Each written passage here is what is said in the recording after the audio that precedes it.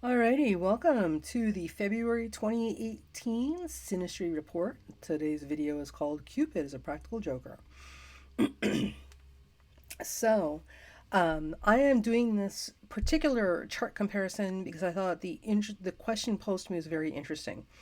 In this particular instance, I've received a request for someone to examine a chart. They're familiar with astrology themselves because they're in a relationship with someone who very much wants to be with them and bends over backward to accommodate them and give them what they need or want to help improve their lives and to increase their value in a relationship. The challenge, of course, is that the other person is not feeling the same intensity of romantic desire for the person. Um, but at the same time, they're kind of feeling maybe, there's something wrong with them, or they should be obligated to at least try and give the relationship a go. Um, because clearly the other person is very much invested in the relationship and them, and it would only be fair. So, many of us with some life experience have been in this position at one point or another, and it's a tricky position to be in because you're never really sure what the right thing to do is. Am I being too picky? Are my standards too high? Am I holding up for some romantic ideal that doesn't exist? Is this person really just not for me? And I'm only trying to rationalize this in my head because, well, geez, nobody else worked this hard for me. There are a lot of different things that go through our head when we're trying to sort this stuff out. And what I thought was really interesting about this particular chart comparison is that even though the person knows astrology, ta-da, astrology isn't helping make this any easier, right? So they asked me to take a look, and together, my friends, we're going to look at this with each other. Now, some things that I want to share as caveats before we get started. So the first thing is, in my experience, your mileage may differ, but in my experience, relationships are not one size fits all vehicles. And in my experience and in my mind, the thing about relationships is that relationships ultimately are vehicles that we design to work for us and work for the way our lives are set up. So, not everybody is meant to or should be involved in traditional monogamous relationships. These are not one size fits all situations. Some people do much better in open relationships. Other people do much better in poly relationships. And for those of you who don't know what that means, it means polyandrous, polyamorous, or polygamous. Polygamous meaning more than one wife, polyandrous meaning more than one husband, and polyamorous meaning more than one partner of either gender for either partner. That turns into a big Democratic committee sort of group vote thing, which gets really complicated. But God bless the people who can do it. Yay, team. Like team dating, right? And then other people do well in like swinger relationships. I mean, and listen, I'm assuming that everybody watching this video and listening to me right now is an adult. So, for those of you who don't know what that means, you can look it up. There is the internet, and things that I didn't even know existed exist on the internet. So I'm sure you'll find an explanation for that. And some people do well in non-physically intimate, more companion type relationships. Um, and some people do really, it just, there's so many different ways to have a relationship. You're not limited to viewing your connection with somebody else in the traditional one man, one woman, one type of relationship for the rest of your life sort of arrangement. If that works for you, that's a beautiful thing. But I'm telling you, just so you know, as far as I'm concerned, that's not the only way to have a meaningful connection to another human being. And I think the biggest challenge that we all have often in life is trying to make our lives look like some image we have in our head about how things are supposed to be done, as opposed to how things should be done so that they're healthy and non toxic and work for us. So that's my caveat about relationships. So if you're looking for somebody to do a reading for you and validate that, yes, this is your soulmate and you're destined to be together and you should have, babies together, and you'll never want to be attracted, you'll never be attracted to other people, and you'll never want to be with anybody else. And oh my God, blah, blah, blah, blah, blah, blah, blah, blah, blah. I'm probably not the person to talk to because I can't, I don't think I could even say that stuff with a straight face. So there is that.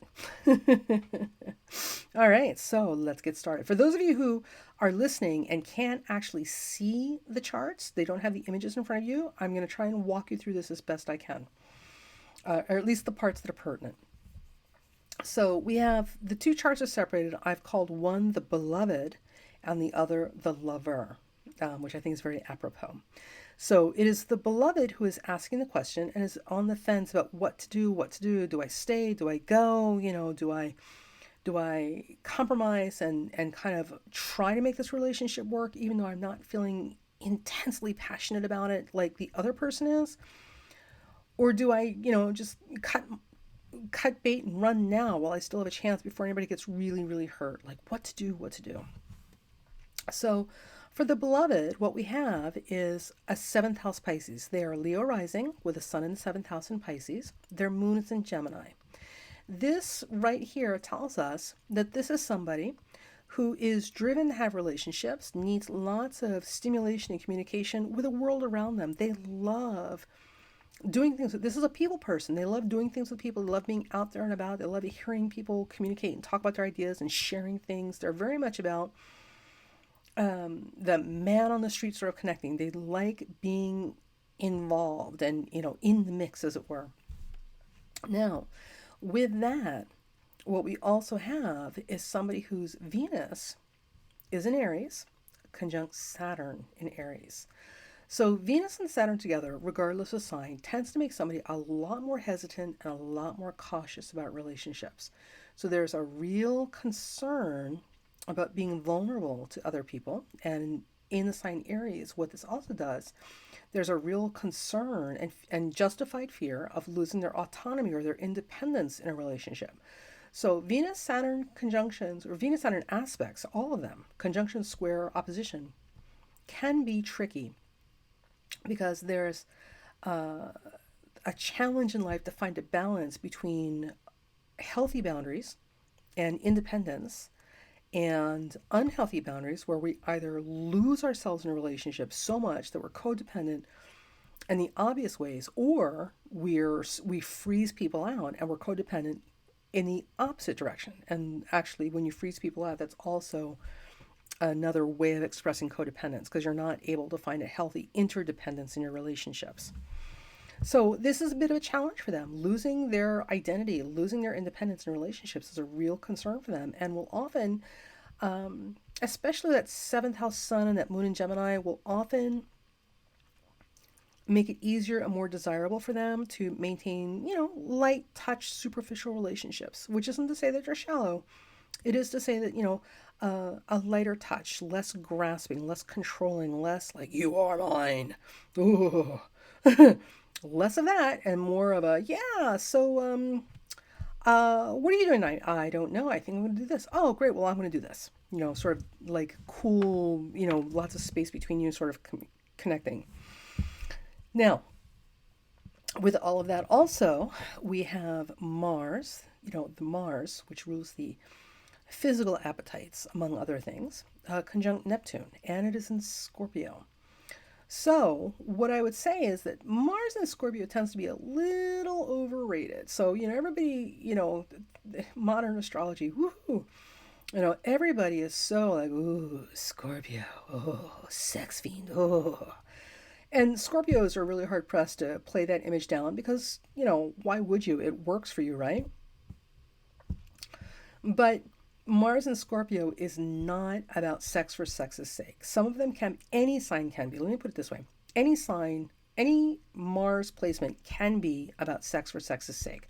But ultimately, the genuine, honest expression of Mars in Scorpio has a lot more to do with the urge to merge on an almost transcendent level. They literally want to get inside you spiritually and psychically and emotionally and psychologically, like all, they want to get past the surface stuff And they literally want to swim in the essence of who you are and kind of burrow in those deep, dark crevices that nobody else sees. They want the parts of you that nobody else has access to, sometimes even you.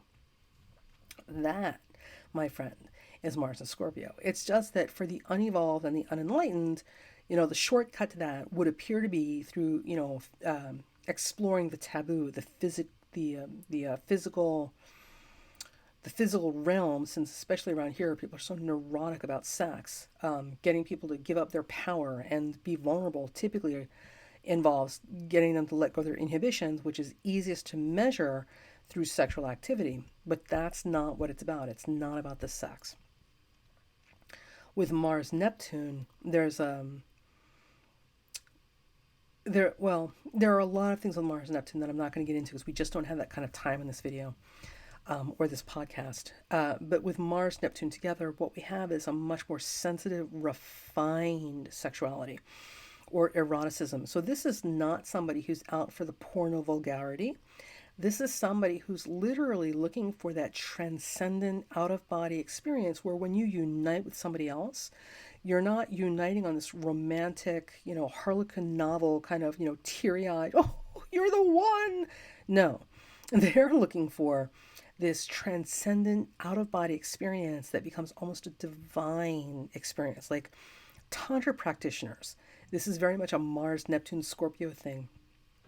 When we're getting into the energetic work, the energy work, the uplifting and spiritual elevation of who we are through the physical vehicle of sexuality. That's what this Mars and Neptune is about. So the whole Mars and Scorpio thing is a little overplayed, and in this particular case, they're definitely not about the vulgar.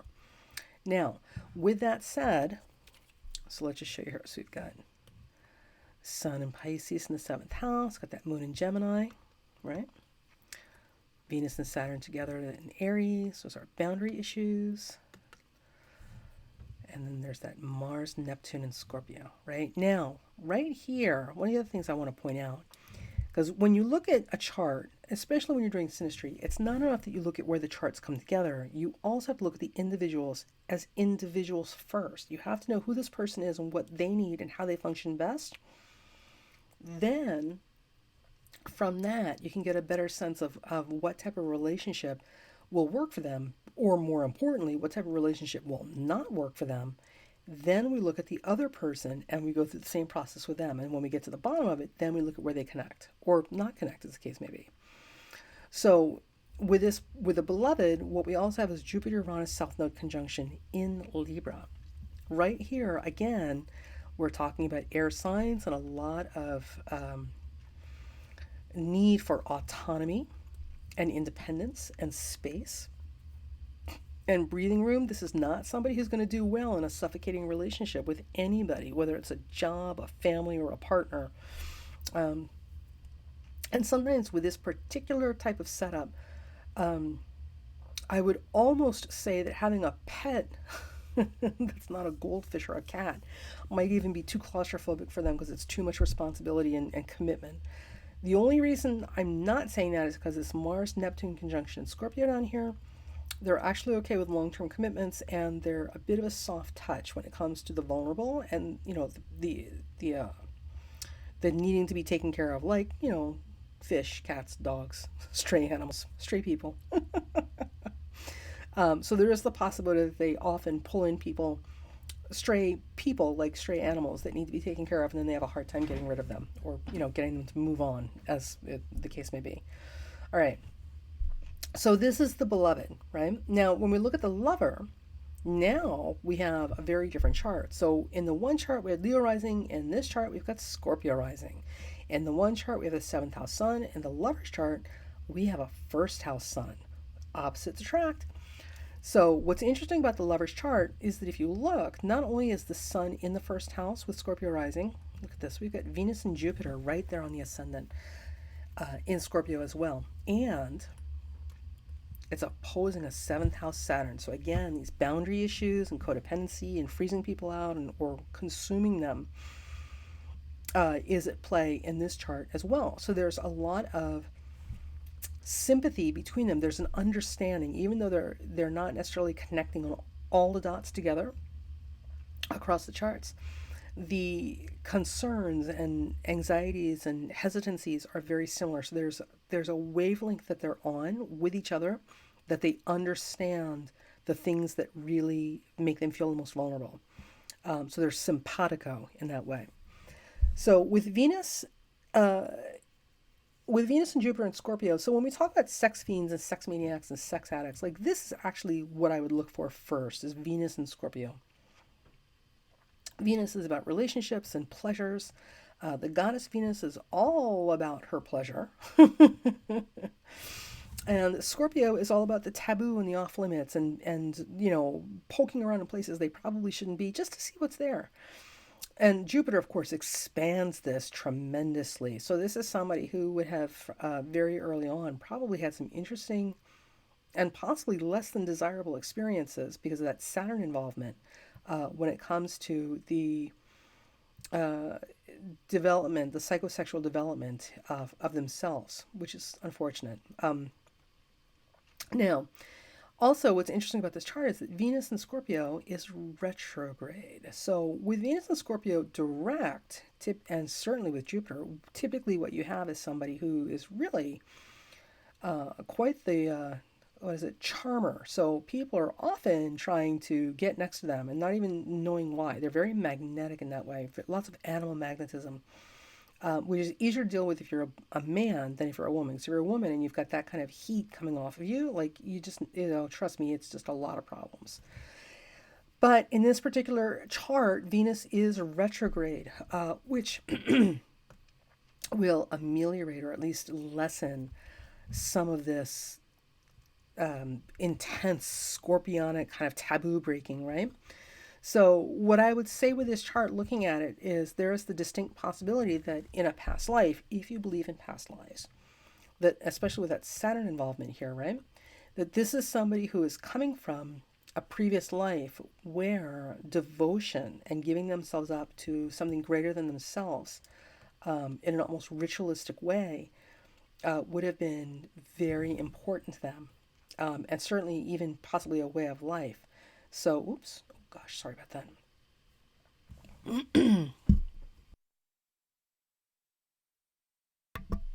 So, in this lifetime, one of the carryovers may be that when they get involved in relationships, they really get involved in a until death do us part sort of way, which is not to say like a stalker, I'm going to kill you if you leave me until death do us part. This is not necessarily the same thing. In this particular instance, it's very much about like being shattered, like really genuinely shattered on such a deep fundamental level when a relationship ends abruptly or prematurely that it may as well be a death for them. Now, with this said, also some key things about this particular chart that makes this person not as frightening as they sound by initial description that I just described. So we have Venus conjunct the benefic. It's also retrograde. So I would imagine this person is kind of shy and actually very sensitive and vulnerable where relationships are concerned. And because Jupiter is involved, they're more motivated by higher principles. There's a lot more integrity, or should be, operating in this person than you would typically find with a Venus and Scorpio person. Now, with Saturn and also retrograde opposing that, okay, what this also would suggest to me is that this person, as magnetic as they are, 'cause look at that, Sun in first house and in Scorpio, as magnetic as they are and as much animal heat as they might have, that Saturn in the seventh is going to make them very picky about who they let near them. So more people are going to be interested in them than they are interested in people. So for them, when they do find somebody that they're really grooving to, like it's a big deal for them. So I don't think that this person is so much scary as much as this person carries around a tremendous amount of intensity because they're just not interested in spreading themselves thin, and they never have been, right? So they're very focused, like a laser, And when you focus a laser, you're literally taking light and bringing it down such a condensed, compressed area that it's that much more intense. So it's kind of the same thing here.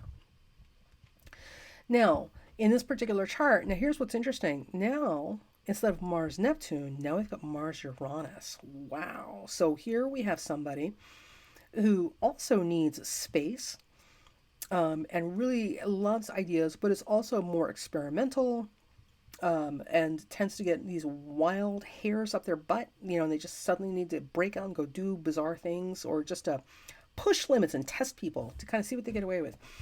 And, with all this Scorpio, I would imagine this testing and game playing thing just to see how far they can push you and where your boundaries and limits are is pretty commonplace for them, which can or cannot be difficult to live with depending on how you're wired. Now, the problem, of course, is that you've got a Mars Neptune person and then you've got a Mars Uranus person. So we've got Uranus and Neptune, if we're looking at a relationship, trying to function together. These are very, very, very different energies.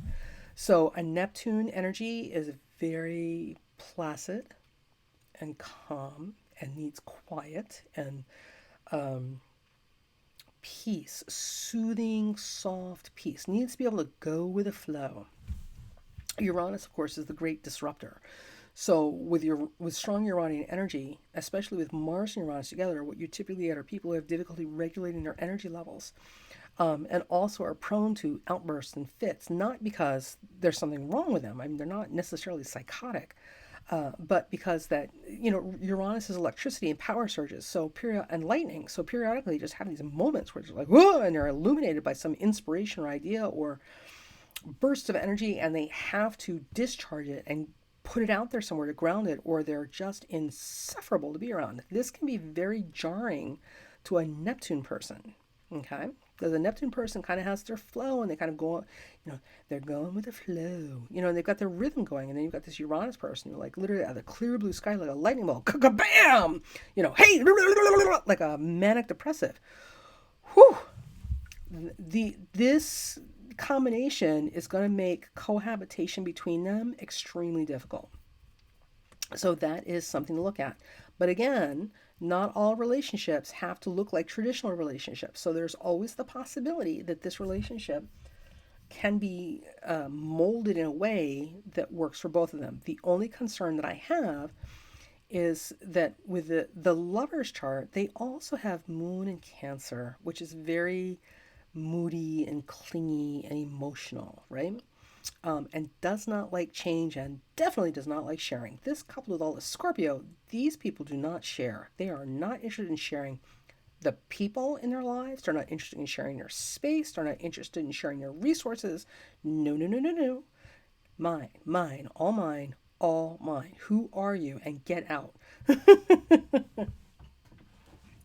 So this is not somebody who would necessarily be comfortable or inclined to an open relationship, as it were, or a poly relationship, even though we've got this Mars Uranus conjunction here in Libra. It's possible, but it would be more of a stretch for them, and it would have to be the right combination of people. So the thing about it is, one of the other reasons this becomes more problematic is because if you look here, our beloved has the moon in Gemini, right? And our lover has the moon in Cancer. Now, the moon represents your day to day emotional nature, like day to day life, and how we relate to people on an emotional level. Moon in Gemini is very light touch, needs air, needs kind of, let's not get heavy about this. And they need to interact with the environment and everyone and everything in it. They need to be out like man on the street in the mix. They need that constant stimulation from everything around them. So, but the moon in Cancer is very moody, and the moon in Cancer needs their downtime, and they need their episodes or periods when they need to literally go curl up in their little shell and hibernate and not deal with anybody. So moon in Cancer is very prone to shutting down or clamming up, as it were, for long periods of time when they're processing stuff, which is even worse when they're butthurt. So in an argument or during a disagreement or when something gets uncomfortable in a relationship, communication becomes extremely important. And communication styles are often the source of the greatest difficulty in relationships when things start falling apart. So if you don't have really strong communication with compatible communication styles, no matter how much you love each other, no matter how easy the relationship is at any other time, that is exactly the moment when things will really start falling apart. So the communication style for Moon and Gemini is, I want to talk about it. Let's talk about this. Let's not get heavy. Stop crying. I mean, I understand you're crying and I feel bad for you. Here's a Kleenex, but can we talk about this? And we're not going to go anywhere until we talk this out. That's Moon and Gemini because it's all about sharing thoughts and feelings and communicating, but sharing, sharing, sharing, right? Moon and Cancer, on the other hand, needs time to process because they've got all this feeling that comes up and all these memories of all this other stuff because they keep an inventory in their head of all the things you've done right and wrong. They'll never admit this to people, but it's true. Um, so they're literally processing the checklist of stuff, the things you've done right, the things you've done wrong, how they feel about it, how they feel about it now, and they need time to process that stuff. And in order for them to do that, they need to get quiet. They need to let those waters subside and kind of settle down so that the bottom, the soot at the bottom of the river isn't kicked up over and over and over again, so they can actually see what they're working with and which direction the river of their feelings is flowing. They need that downtime. So Moon and Cancer during stressful or uncomfortable times will literally clam up and shut down, and you will not get them to open up. And if you try to, they will snap at you. You will not like it. So this makes Moon and Gemini people crazy, right? And this constantly like a flying around their head like an insect trying to get them to open up will make Moon and Cancer crazy. This right there is going to make for some problems in day-to-day living when things get challenging. Now, the other thing that we look at in terms of communication is also Mercury. It's very important that we have compatible Mercuries. And the reason for this is because we must talk to each other. Honestly, you got to talk to each other. Unless you're one of these people that's going to go out and buy one of these, what is it, these living dolls? Have you seen these synthetic dolls that look real, like scary real, right? So unless you're one of those people, and you just need a doll to prop in a chair and you do all the talking, in relationships with human beings, you're going to have to talk to each other. So for that, we look at the Mercuries, right? So this one, we've got Mercury and Neptune and Sag, and this one, we have Mercury and Aquarius. And look at that. They're close in degrees and they're sextile. This is a very positive thing. So what this means is in spite of their emotional differences, so that Moon in Cancer and Moon in Gemini, when it comes right down to the ability to talk and to express things in ways that they understand each other, there's actually a lot of solid ground between them that makes that easier. And if you've ever tried to have conversations with the people that literally, no matter how many different ways you explain something, they just kept misunderstanding you, you will understand how vitally important it is that somebody, quote unquote, speaks your language, or at least has the ability to understand the language you're speaking. So with Mercury and Mercury in compatible signs and close in degrees like this, it means that the bridge between their minds is strong enough and connected enough in a positive way that they can communicate their way through this stuff in spite of the other differences, which is really, really good. So that's a positive sign right there. Now, if we look at the styles of communication, we've got, again, remember that Moon in Cancer on the lover's part is, clam up, shut down, let me process this, I need to be quiet, right? Now, they also have Moon and Neptune, or Moon, Jesus, Mercury and Neptune together in Sagittarius, which again is a very Piscean thing. So it's a very quiet, clam up, shut down, let me process this, and I'll get back to you. So this, by its very nature, this person always has a lot more going on that they are able to express verbally. And that's where this Mars Uranus probably kicks in, because every now and then the system just gets overloaded with this backlog of stuff they can't find the words for, and it all just kind of comes out at once. Now, the beloved, on the other hand, is Mercury in Aquarius. This Mercury in Aquarius does lovely things to this Jupiter-Uranus conjunction in Libra and South Node in Libra. So the beloved with Mercury in Aquarius trining Jupiter, Uranus, and South Node in Libra has an unconscious habit of being very detached. So they're not so big on feelings as much as ideas and thoughts and words, and they're able to be much more objective and detached from what's going on. So their ability to articulate and communicate what they're experiencing is much more academic than the lovers is. That can make for some problems, but only if the beloved with that Mercury and Aquarius trying those Libra planets attempts to force the lover to express themselves in ways that are not natural for them. So there's a lot of accommodation that has to be made for different ways of processing things and experiences and then expressing them. So if they can work through that, they'll be okay. So now, of course, we've kind of gone through the individual charts, and this is all very fast and brief. So there's a lot we're skipping over here because we just don't have that kind of time, and also because we haven't actually determined what type of relationship these people want to have with each other. Okay, it's just a matter of should I be with this person, should I not be this person, and if I should be with this person, like I'm not completely sure how I should be with this person. That's something that they haven't figured out for themselves yet. So if we look at the charts together, and this is where putting the charts one on top of the other comes in really handy because it makes it easy to spot where things are happening. So look at this. The Mars-Neptune conjunction of the beloved is conjunct the sun of the lover. So right there, these people would have felt an instant connection, and there may even have been a sense of admiration on the part of the beloved for the lover. So there's something about the way the lover expresses themselves naturally that would have been very attractive and dynamic to the beloved. And will always remain that way. So it's almost as if the lover has the ability to express themselves and their identity, their persona in the world, in ways that really resonate with the romantic ideals of how to assert oneself for the beloved. So there's a connection here, and also with a Mars Sun conjunction like this, it's kind of wide, but it's there because we give the Sun a lot more latitude. There's also a bit of a competitive sort of things. There's a little bit of ego involved here in this relationship. So, and especially with a first house Sun.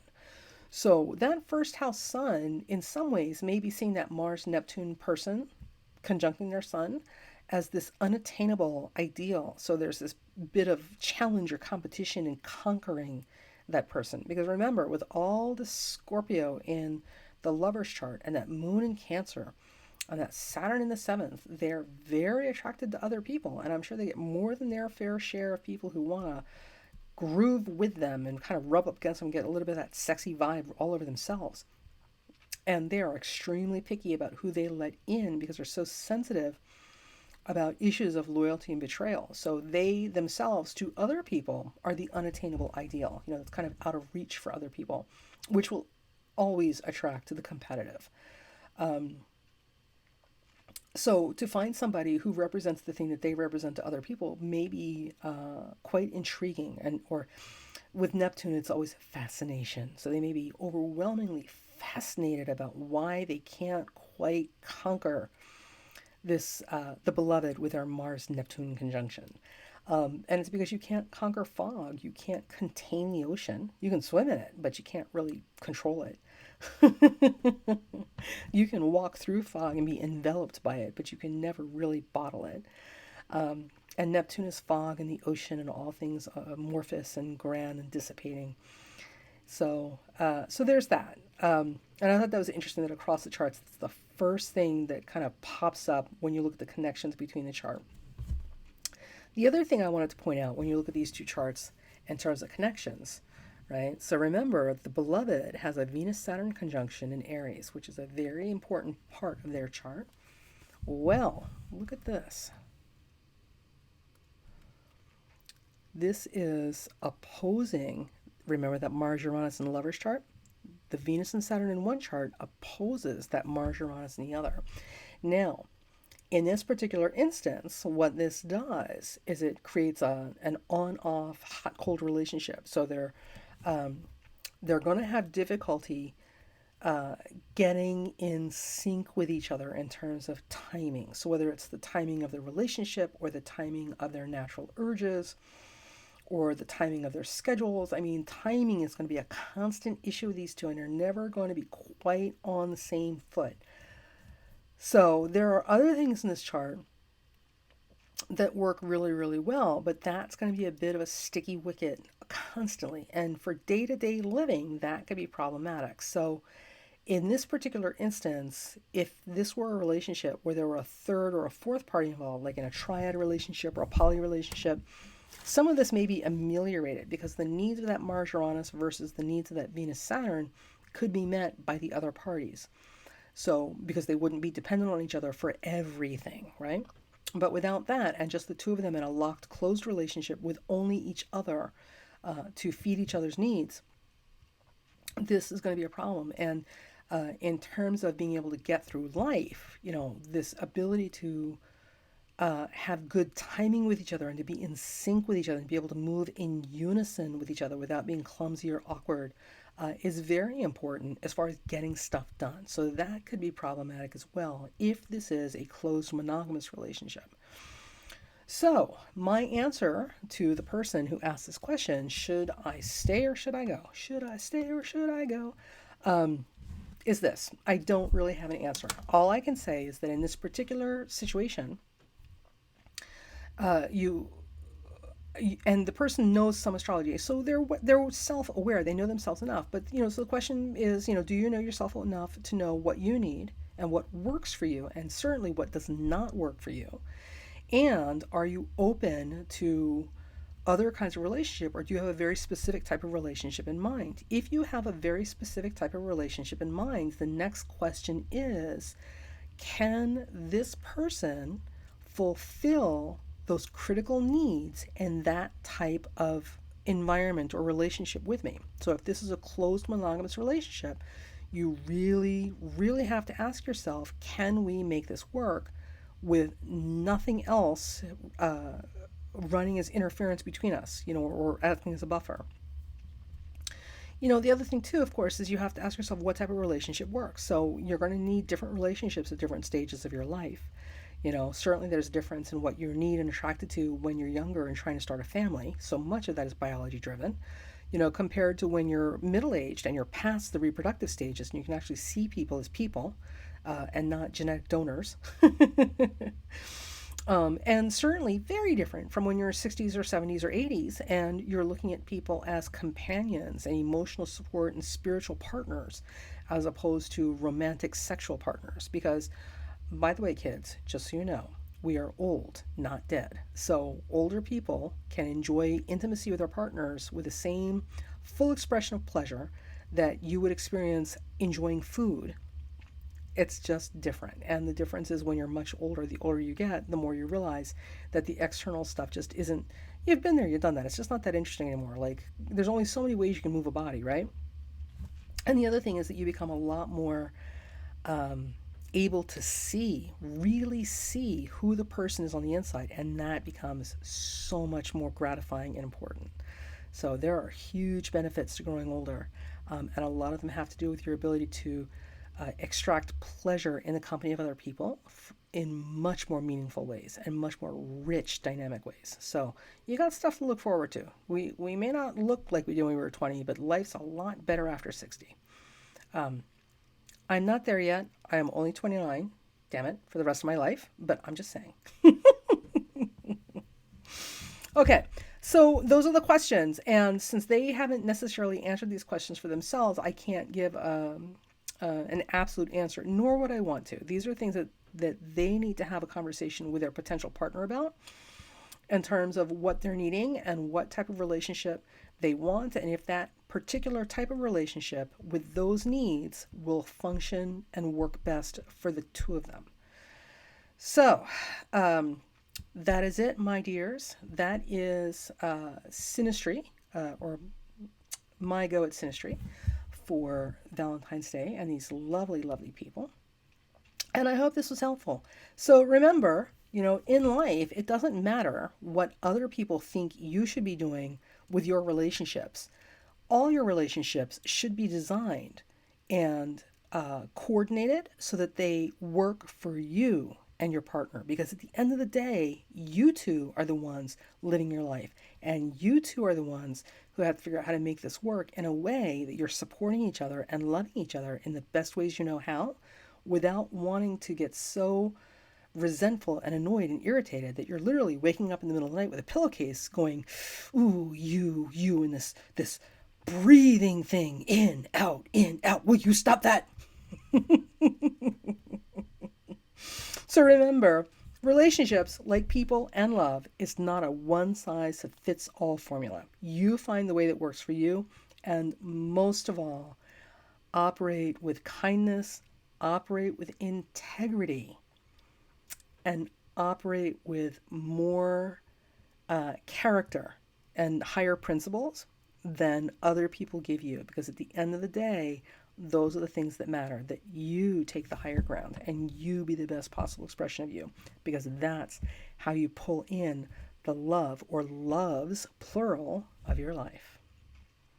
Because all relationships are a reflection of your relationship with yourself. So if you're not able to be the kind of person you would like when you look in the mirror, you're never going to find somebody who's going to see those qualities in you for you.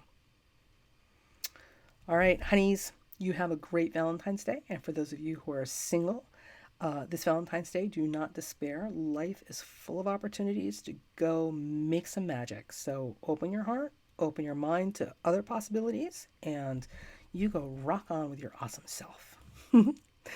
This has been Ms. Jenny. You are sitting at the table with her, and we are doing our Synastry Astrology chat for February 2018. And we'll talk to you guys soon. Bye.